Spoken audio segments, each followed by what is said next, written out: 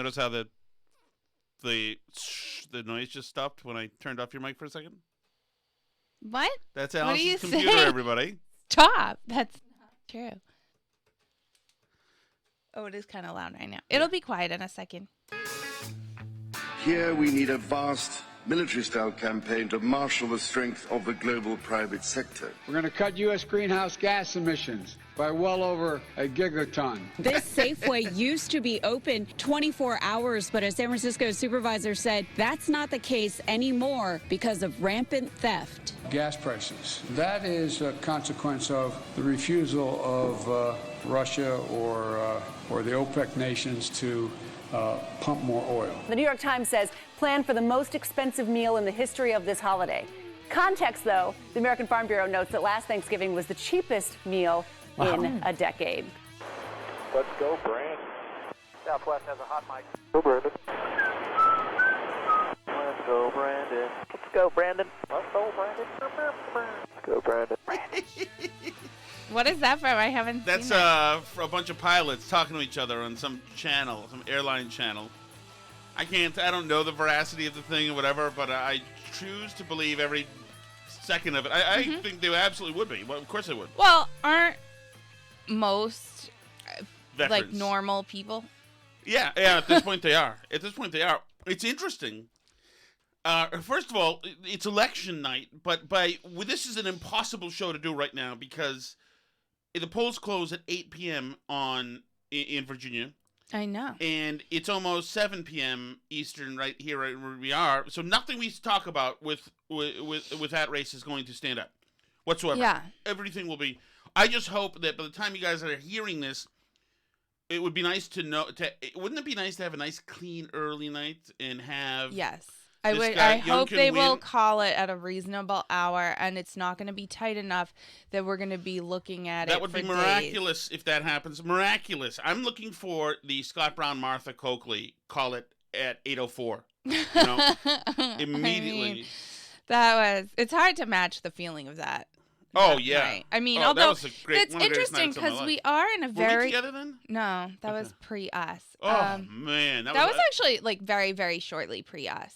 Oh, apex. That was like the happiest, and we didn't get a lot of the other up here in Massachusetts. We didn't get a lot of the other like red wave that happened those subsequent Obama Tea Party years. Like most of that was very disappointing in Massachusetts. So that was like the only real hit of that high that we got here in Massachusetts.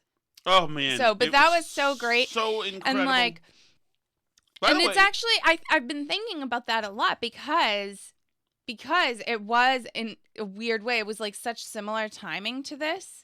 You know, it was like pre-midterms, right? So that was, what was that? A special election that was like January, late January. And that was a special election. So it would have been the equivalent of like this year in a couple months in this upcoming January. But, you know, there was already this momentum at that point in time about Obama, and the Tea Party was starting to kick up, and people were not pleased with how things were going, including this big Obamacare push. And there was this like crazy energy that I've never felt like before or after anything like that politically. But I feel like now we are kind of on the verge of something like that again. Same here. And remember, once again, back then, everybody disparaged the Tea Party people. And we're happy to disparage Teabaggers, Scott Brown. racists. And we're laughing at him and laughing at them, etc. In these backwards, half-assed moves by Terry McAuliffe to try to put racists and white supremacists, dress them up and have them in front of Young and things. These are last-second desperate flails. I mean, you rarely see this. It reminds me of Martha Coakley's people They're like terrible screw-ups. shoving the reporter from the Weekly Standard, which is just incredible. But. And that night was incredible. I was lucky enough to be at Brown headquarters, and all these guys in the. It's so interesting. The guys who are really operators know so much. All the national media standing in front. Gorgeous Nora O'Donnell, waiting for the news, and we're watching the results come in. And one of Scott Brown's guys comes in, next to me, he says, "Yeah, it's over." She just called him. Like, what the hell? And then there was a roar a few seconds later, and then I got invited up to the Brown suite to celebrate. Scott, by the way, and Gail may listen to this. I think so. He likes some of our posts sometimes. It was so electric that night, and going up there and seeing them. In the family was wiped out. They were so exhausted. The campaign staff was wiped out. They were so exhausted, like hanging off of couches and stuff. And some of the younger ones were just partying, like having a good time. It was such a weird hangover. Me and Graham stayed there till like 3 a.m. You know, just drinking and having fun. And we were up early for the show the next day, still buzzing with excitement and from the booth. It was such a positive night. That was odd. It couldn't have happened to a nicer guy. He was such a cool guy, too. That was a great... No, we don't have to revisit it. But, Scott, if you're listening, we want to have you on and talk to you. And Gail. I want to Gail talk is to Gail. running for office, The right? more interesting of the She's couple. kick-ass. And Yeah. Ayla's awesome, too. I've spent a lot of time with her at Boston Herald Radio. Running for Congress, by the way, Gail in yeah. New Hampshire. But, yeah, and I just think about that and how good Scott's political instincts are, too, because he exactly was in there at the right moment, and he's such a politics guy. Like, love to call into talk radio. If you were a talk radio fan in Boston during that era when Scott Brown was a state senator before he ran for Senate, you know, he would be on the air all the time. He called in all the time, commented on stuff, talked about stuff, joked around. I mean, he's a funny guy, and he just, like, he's interested in this stuff, and he has a really good feel for it. And I think that's one of the reasons, like, he was this very early endorser of Trump. And I think that caught a lot of people off guard because he's seen as such a sort of Massachusetts Republican, like, you know, moderate, not like... and rabid Republican, but around here, people's view of Trump, even though I think in a lot of ways Trump is really a blue state liberal in a lot of ways. Oh, definitely. Yeah. I think that people around here, their perception of Trump is that he's like this totally rabid, crazy, extreme right-wing Republican. And the fact that Scott, who's such a moderate, endorsed him so early on, people like couldn't believe it. But I think that Scott Brown recognized that he tapped into a lot of that same energy that brought Scott Brown to the Senate. That same like working class, say what you think, I have a truck energy. I mean, like, think about the Scott Brown truck thing. And I don't know if I know a person with a pickup truck who voted for Biden or Hillary, right? Like, no. I think that he saw something there early that a lot of people missed. And I think that, you know, that got him an awesome gig in New Zealand for the past 4 years. He's managed to avoid all the drama of everything. Yeah. But yeah, awesome guy. And I've been thinking about that moment a lot because of where we are in the Biden presidency with this just incredibly powerful energy of this Let's Go Brandon thing. Yeah. That's so perfect. And I saw somebody posting about this, like why are they so scared of Let's Go Brandon? And it's because it has like such viral potential. It has such meme potential. The Let's Go Brandon thing encapsulates so much. Yes, and you know why? Because if it was F Joe Biden, it wouldn't be the same. Yeah. But Let's Go Brandon is good natured. Yeah, it's innocent. You know, it's having fun with you know, with just a moment in time with the media of all people providing the moment. And just to and you're right. It is very almost naive. I saw a liberal actually saying this on Twitter, saying that it reminds them of like a more innocent time in politics when liberals had Buck Fush bumper stickers. Oh, you know, like that it's like sort of trying to be edgy, but it's like cute, not really trying to swear edgy. But it also like it gets at the fact that the media lies all the time and is completely dishonest and terrible. It gets at like this just visceral reaction that people have to the fact that they now can't buy things, and you know that Joe Biden is literally destroying their lives day to day, and just all of that. It's so perfectly captures the mood in the country right now, I think. Totally, and it's trying to use good humor in a time when everybody is in a time of absurdity, which hopefully is repudiated. Hopefully, we'll see. And that's the That's the thing, man. I can't. This is the coverage of Thanksgiving is devastating. It's devastating. And it's only going to continue because local outlets can feed off of what's happening Thanksgiving forever, from now till Thanksgiving. And keep reporting. And all these things, everything that you do in need for Thanksgiving now is needlessly expensive. Yeah. Everything.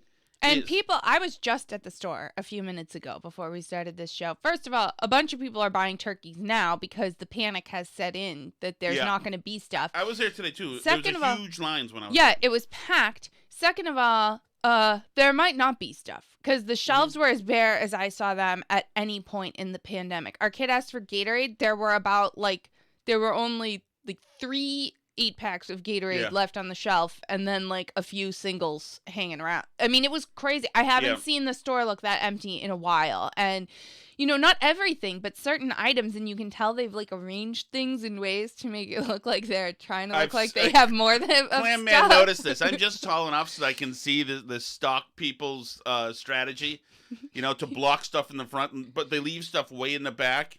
Because they're not as tall, probably. They So can't get that. It's good for Clam Man. But I was looking for a healthier juice for the kids, the V8 splash ones that it tastes like fruit, but it supposedly has vegetables in it. There were none of those. The only flavor of V8 that was there in the whole store was V8 extra spicy, and they had I wish you got it for They them. had it filling up a whole shelf because they had no other flavors of V8, so it was just all packed out with V8 splash. So I'll use that to play the CNN rap, which I think CNN must hate having to do this. John Berman was right there. He must have hated that this reporter was in such a good mood when talking about this. But this is a devastating thing, not just for all Democrats. This is just devastating. Let's talk turkey. Inflation is your uninvited guest for the holidays this year. Ag economists are saying, grocery stores are saying, they expect a run on turkeys, a run on birds as people gather again this year.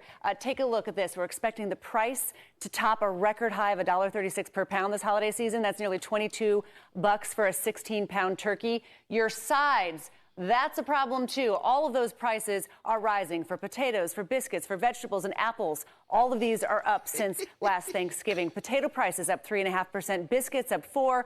That's just since last year. Mixed vegetables up almost 4%. Those apples to make your signature pie up nearly 8%. They're really hitting all the hits for Tom Shattuck here. Turkey, potatoes, and apples are all up, Tom. What are you going to do? I know, incredible. My God, such fine cuisine. But the thing that's so incredible is this is so thorough. There has not been a piece like this that's so damaging to Democrats for decades. I can't remember the last time. Maybe coverage of Wiener, maybe. But she won't stop. She's hitting every side dish, every possible thing. Driving over the river and through the woods to grandmother's house is more Even using that song in there makes it twist the knife even more. expensive this year because of the surge in gas prices. The national average for a gallon of gas, $3.40 right now. Look at the difference from last year. It's up some 38%. So why?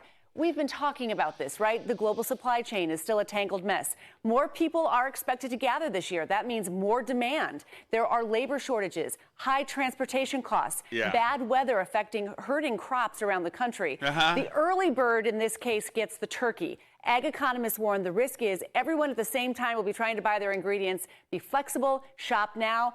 If you wait, you might not get the size. They were so thrilled to come in and do all the executive orders on day one in the first couple of weeks. They were so thrilled. And they spiked the football. Psaki was such a know-it-all about every part of it. Every part of it. All of these people. Oh, it's freaking beautiful. And when she said, and all these prices are going up. And you know why? Everybody there has one vision in their head when they think about why. And it's the empty, husk running the country right now. That's precisely what people are thinking.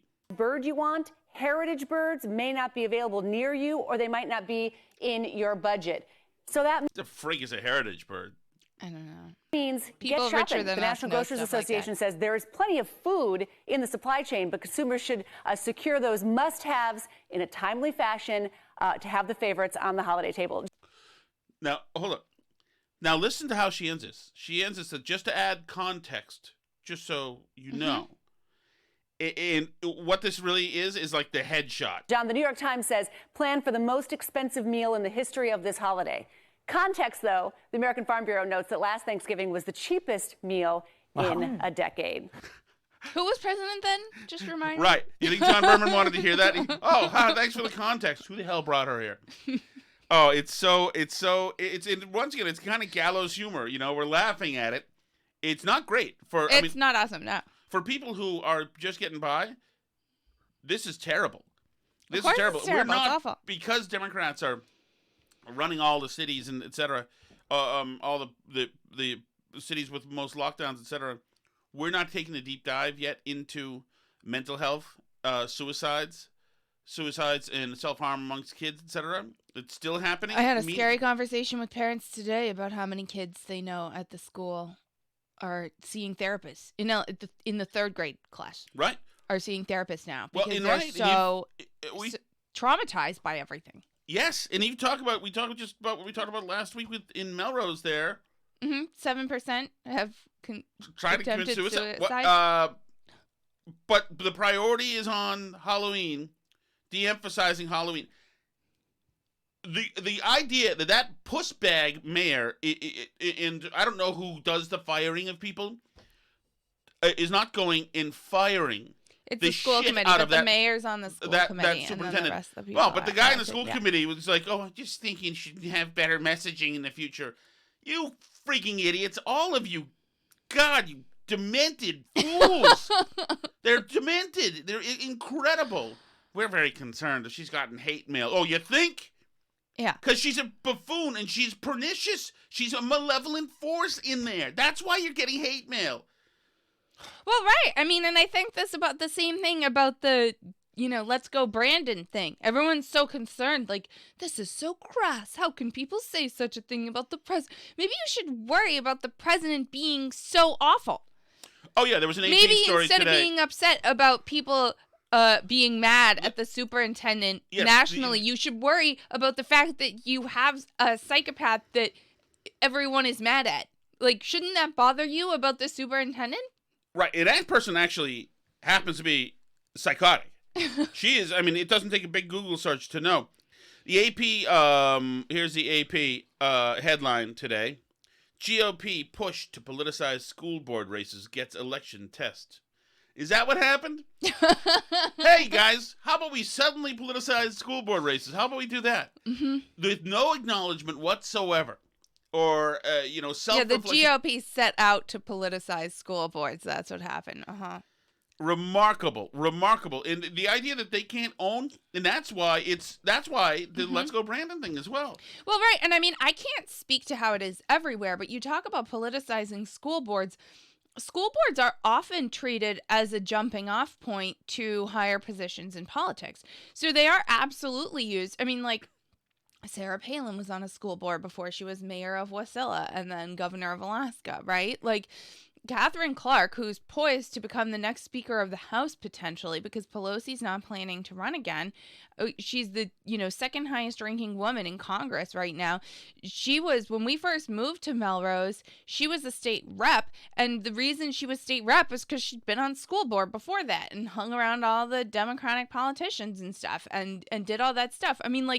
School board is a political position and it's treated as one. So who's on your school boards absolutely matters. So, yeah, I apologize to America if Catherine Clark turns out to be the next Speaker of the House on behalf of Melrose. Yeah, I don't think that's going to happen, at least not the next Speaker of the House, but we'll see. All right. So Joe Biden is overseas. We've already played a little bit of the audio. We're going to cut U.S. greenhouse gas emissions by well over a gigaton by 2030. I'm all for it. I am all for it. He didn't have a great day. If you take a look at, gas prices and you take a look at oil prices, that is a consequence of, thus far, the refusal of Russia or the OPEC nations to pump more oil. Right. No other reason whatsoever. No other reason whatsoever. It's just they're not pumping more oil. Not as if we went in there and immediately restricted drilling and oil production domestically. And pipelines. Exactly. It's remarkable, but hey, they're going with it. Then absolutely go with it. I'm all for it. I'm glad you are. But let me see what else I have for Biden over there. Hold on. Are you? I'm not sure if I don't want to bring up a new topic and switch gears. If No, you're don't. still I've doing got more Biden over there. No, there's another. So I feel like I can't jump in here and Phil if you're on hold looking for your Biden audio. No, there was another Biden piece of audio there, but maybe I don't. I thought I had it. It doesn't. He's confused in a lot of stuff. Let me just say that. Okay, that's essentially what you. Oh wait, maybe this is it. There we go. Here we go. For example, one of the reasons why I decided to talk about the need to deal with the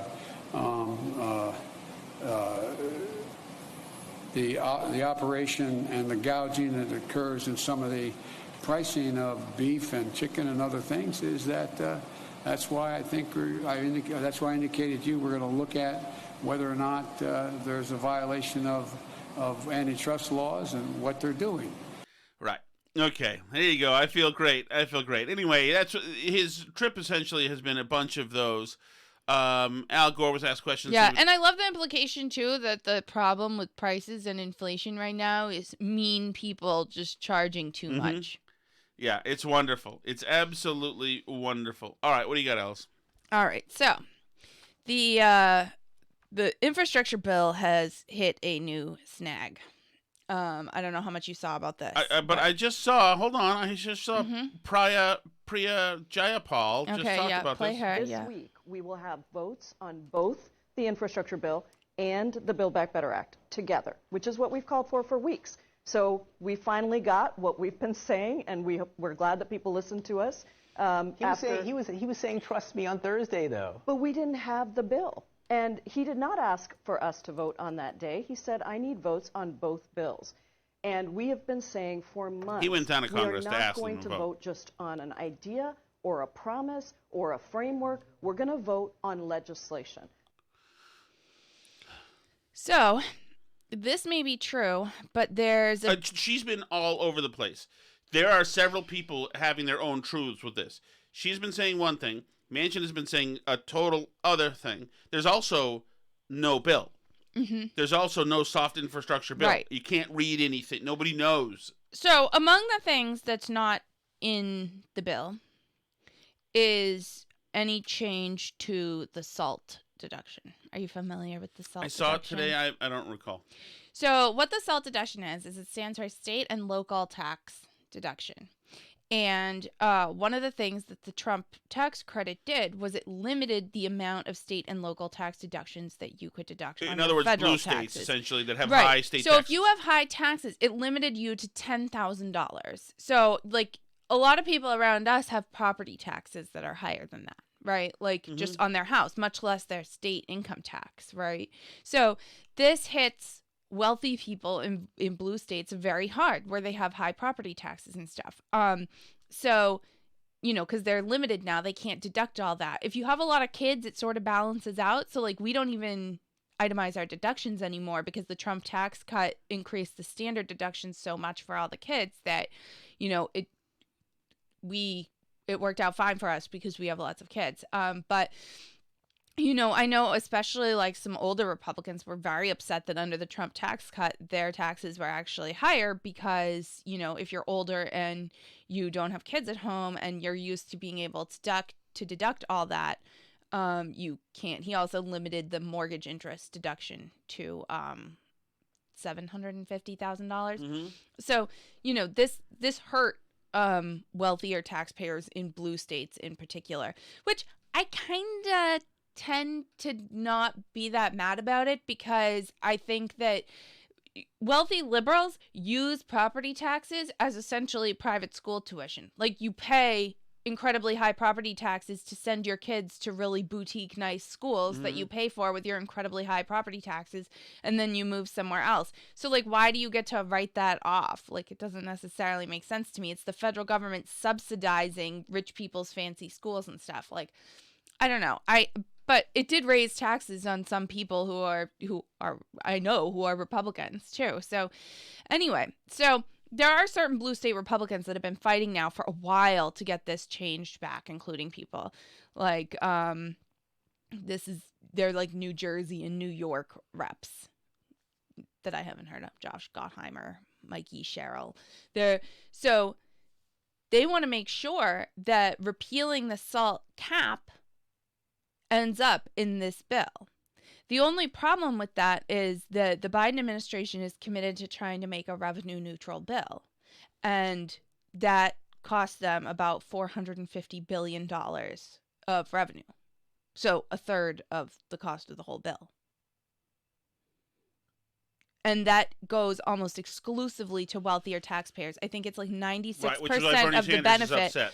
96% of the benefit is accruing to like the top 10% of or top 20% of taxpayers. It's like all going to wealthy people, basically. I think like the middle 60% of taxpayers on average make like $37 from repealing the tax cap. It's not a middle class tax cut. This is something that affects rich people, which you can argue, is it good or is it bad? But you know, out of their bill here, you know, $450 billion of it would be a tax cut primarily on very rich people. And when they're like cutting parental leave and the child tax credit and stuff like that from it. So this isn't something that was in here. And these Democratic reps, Pelosi can't lose like any votes in the House. Who put it in there? How'd it get in? It didn't get in yet, but they're saying they're not going to vote for it. These Democratic reps from like New York and New Jersey aren't going to vote for it unless it is in there. And they want 5 years, including retroactive to this year. Whoa! Oh, how nice. So that's what they're saying is going to cost $450 billion. So this is why Bernie Sanders is mad. Bernie Sanders isn't going to vote for this in the Senate. You know what I mean? So they're talking framework on this, but they have reps that aren't going to vote for it in the House if it's not in there, right. And they have Bernie Sanders who aren't going to vote for it if it is in there in the Senate. And this is I love this. And this wasn't even in the framework yet, which means that they'll have to cut another third of the bill away of the like benefits and the programs that they want to make if they want to squeeze this in here. And they might not be able to get it into the House if they don't. So yeah, this is a big problem. So that's interesting. And let me run something by you. So, Jayapal, you see, she's saying now we've all had to come to Jesus moment, and the squad people are going to vote for the bill because of the framework, which they like, whatever, okay? Putting aside what the big glaring problem that you just mentioned. Right. So, in the commentary podcast today, Pod Horace brought up a brilliant point. Mm-hmm. So now you've got the squad is going to behave and vote for the bill as long as it's combined with the soft infrastructure, right? You know, and the and looks like you might have something that Manchin might be able to go for, possibly if they say it's right. If they say it doesn't sound like it's Manchin, but Pot Horse, his point was that why then would Republicans? Why wouldn't McCarthy then tell Republicans to vote it down? To not vote for it. To not vote for which one? For either of them. Well. Aren't they not voting for either of them? Well, I don't think so. I think they want to vote for So they got the main infrastructure bill, the bipartisan infrastructure bill, already passed the Senate with the 10 Republicans in the Senate. But they don't need any Republican votes in the House. I think they do, don't they? No, they only need a straight up majority in the House.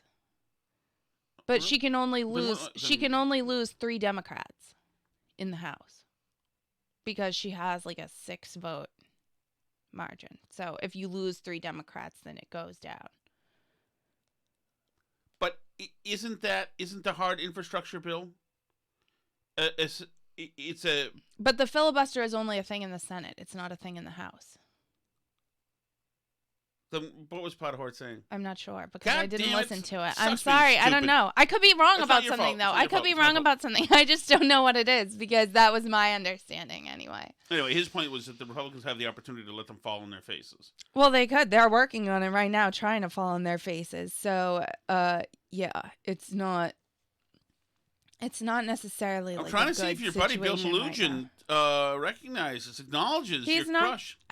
I don't want him to acknowledge my crush. He doesn't even know I exist. It's so Wow, Alice. weird. Wow. Why do you want to embarrass me on Twitter? I don't. You have a crush on him. I don't tweet at Kate Upton like my husband loves you. Like if you loved me, you would.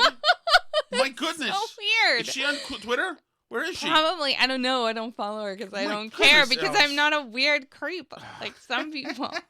Oh, can you stop?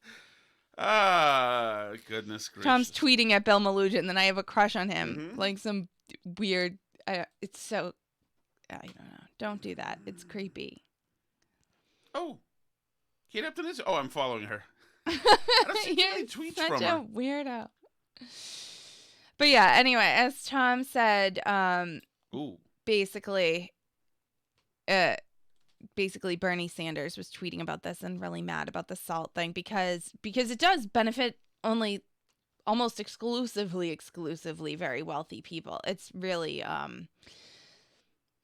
you can like tax cuts for rich people, but it's sort of a weird tax cut. I don't know. So I like it. It's for the 1%. I've always taken a little bit of pleasure in the SALT cap because it makes the rich liberals upset that are deducting, $20,000 of property taxes from their federal taxes. And I don't like them because I'm a lame, jealous person. So, but yeah, it doesn't really impact us, the SALT deduction. So let's see. Julian Castro talking. Well, I mean, what we see out there is that there's no question that Glenn Youngkin has put forward what I think is going to be a blueprint for Republicans across the country going into the 2022 midterms. Picking and choosing his issues, using these racial and other cultural wedge issues, basically engaging in racial priming to amp up his base, staying away from Trump. He handled that very, very well. Oh, he is handing the victory Trump to as Youngkin. Toxic, didn't have him come into Virginia, and at the same time doing what he could to fire up his base. On the flip side of that, look, there's nobody that knows Virginia politics better than Terry McAuliffe. And what we see in this election is a different... Virginia exit poll. Who do you trust to handle the issue of crime? 42% only Youngkin. Sorry. Landscape today in terms of 43% only Youngkin, 38% only McAuliffe. Ability of Virginians to vote. Very interesting. For instance, the Virginia legislature made it such that instead of just 7 days of early voting that folks had before, and they had to have an excuse to early vote. Wow, it sounds like Castro is saying this is terrible. Wow.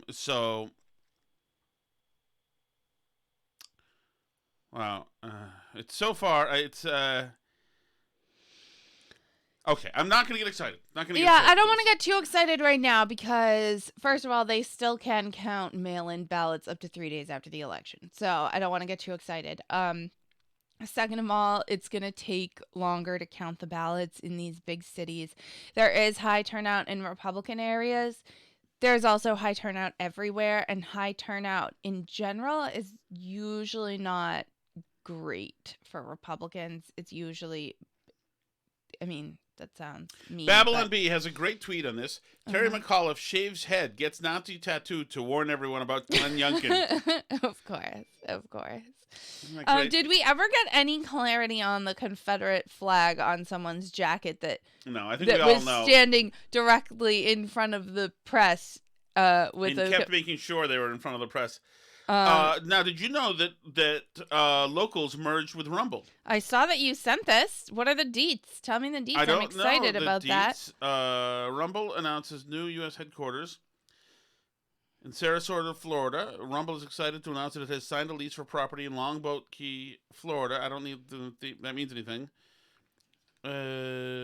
that's it. DeSantis welcomes them with open arms, but it doesn't talk about the merger, so I'm not sure what the details of that are. I mean, that's exciting because Locals does do some of the stuff that I'm annoyed that Rumble doesn't do. Like they have, you can make a private live stream on Rumble and stuff like that, or on Locals that you can't really do on Rumble.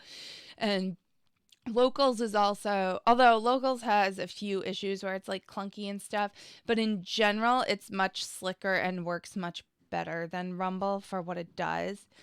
It doesn't have like the virality of like the platform of Rumble, where Rumble's trying to have viral videos. Mm-hmm. Are you looking for this? Sorry, would you like? So okay, let me just play something else here, which is unbelievable. So, ladies and gentlemen, my plea Prince Charles here at the G20 climate session. today is for countries to come together to create the environment that enables every sector of industry to take the action required. We know this will take trillions, not billions of dollars. We also know that countries, many of whom are burdened by growing levels of debt, simply cannot afford to go green. Here we need a vast military-style campaign to marshal the strength of the global private sector. Okay, is everybody now, is everybody forgotten how to do everything? Is this the right time for an British monarch to talk about, mustering the military style, initiative? I mean, are we kidding here? I mean, do they do anything that's actually good at any global conference? No, is any of it like positive? I can't imagine. It's election day too. What are you, crazy? Everything they're doing is terrible and stupid. I can't believe how bad they are at this now.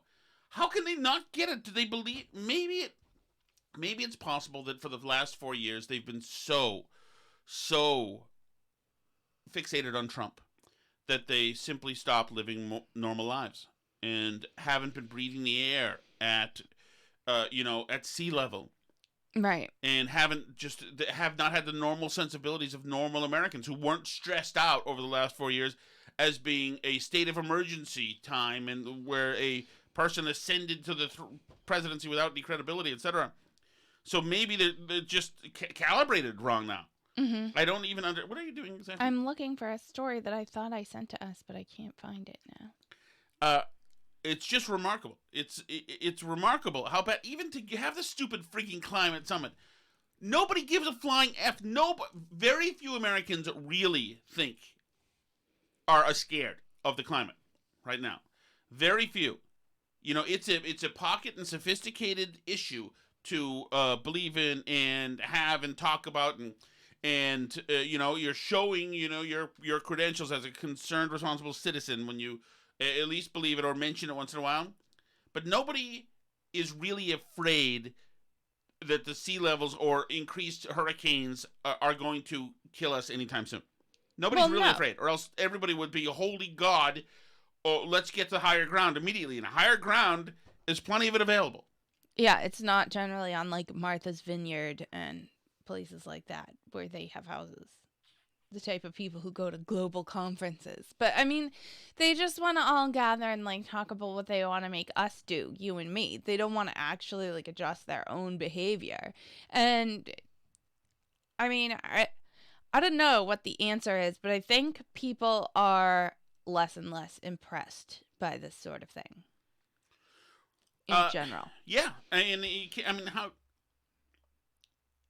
the problem for Prince Charles to be all in about we're going to need the military style, just like, what exactly do you think you're going to do? What does he think is going to happen? Does he think that as soon as now everybody hits their climate initiative, we don't know for sure that the amount of carbon output right now is the thing. One can be toggled. We don't have no idea that we can do that. Two, we don't know to what extent it's doing anything. Mm-hmm. I mean, this is all the reason why this is such a great and fruitful field to be in is that nobody knows anything. Well, right. And it's really just a substitute. Like we've talked before about how COVID is for a lot of people like a type of purity culture. Like if you don't have a religion that tells you, what you should be eating and what you should do and like ways that you should live your life in terms of like your everyday things like food and your sex life. And like, if you don't adhere to a religion that gives you things to do like that, you're going to find some other way because people naturally gravitate towards that, right? So like whether it's COVID and, you know, being super conscientious about masks and distancing and this and that, or whether it's, you know, the climate and making sure that you don't waste water and that you turn out your lights when you leave the room. It's a sort of purity culture. It's like a self-denial breeding a sense of goodness and purpose and like meaning in your life. Right. No, that's exactly what it is. But very few people, if you go to the Democratic National Convention and grab somebody off the floor and say, what do you think about climate change? They will tell you they're very concerned. It needs to be, it's a priority, et cetera, et cetera. If you ask them to describe exactly what's happening, very few people would know. Very few people would know. All they know is that you're supposed to show fealty towards the greater cause, and that's it. That's all they know. It reminds me when there first started to be like styrofoam bans and plastic bag bans in some towns in Massachusetts. And I remember Marjorie Egan on the radio saying like, we had just had Hurricane Sandy, and she was like, you can't look at the storm and how much destruction. We have to do something. And I'm like, does you using a styrofoam takeout container in Brookline affect Hurricane Sandy? Like, it's not clear to me that that does anything, but that's the belief. There's no causation, right? You know exactly. It's the same like with the masks, though. Is people feel like there's this big scary thing out there. 700,000 people are dying. Just put on a mask. Right. Just get rid of the styrofoam. What does it take? How many people have to die? And you're like, but what does my styrofoam have to do with the dying? And they're like, oh, do you just like people dying? Yeah. 700,000 people. Don't you see? Did you see Hurricane Sandy? You still want your styrofoam Dunkin' Donuts cup after Hurricane Sandy happened? Like, as though they have anything to do with each other. But, I mean, and they'll extend that logic to everything. They'll extend that to race if you let them, to everything else. They'll treat everything like that if you want to have that. Because, I mean, humans are naturally religious creatures, so we have to have a religion. And much like with the handling of the COVID stuff, when they see that their alarmism is not working and it's not sufficient, they'll tie everything into the climate. Climate change is causing terrorism. Climate change is racist. It's causing more inequity. Climate change causes everything. Just in case you thought you could get away from this, well, we have a way to connect it to some part of your life. Climate change and natural disasters cost us $800 billion a year. How's the ocean liking all those plastic masks that we keep dumping in it too, by the way? Remember we tried to burn them at someone's house? They won't even burn because they're not made of any natural fabric or fiber known to man. No. So those are all hanging out in the ocean, choking fish and whatever else. But, you know, everybody needs their, like, special morally virtuous rituals to feel good. Remember for a while it was about cutting the plastic rings from the soda things? Of course. Everybody had to do and that. The turtle had a straw up his nose, so those all had to go away. But here's the thing about that, is that religion doesn't require you to proselytize towards everybody else, to harass them. This all does. This means that you have to harangue your neighbor. Well, some religions do ask you to proselytize. But people don't generally do it. Right. You know, the freaking, who are the people who do that? Jehovah's Witnesses. Maybe they do that. You know, but other than that, there's not. This climate thing is, I'm worried. So we all, the entire collective has to act, whether or not, regardless of what degree they subscribe to the whole canard or not. Right. Exactly. And I mean, generally, I think the focus with proselytization on religions is generally like when somebody's trying to convert you to their religion, it's usually about like statements of truth. Like they're trying to convince you that the religion is true and thus then to follow their prescriptions. They're not starting with the prescriptions because they just assume the underlying thing is true.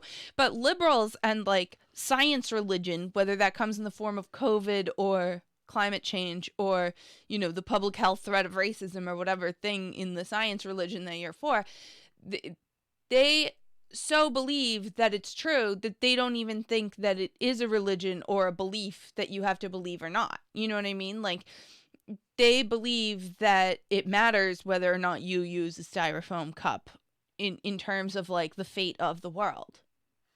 All right.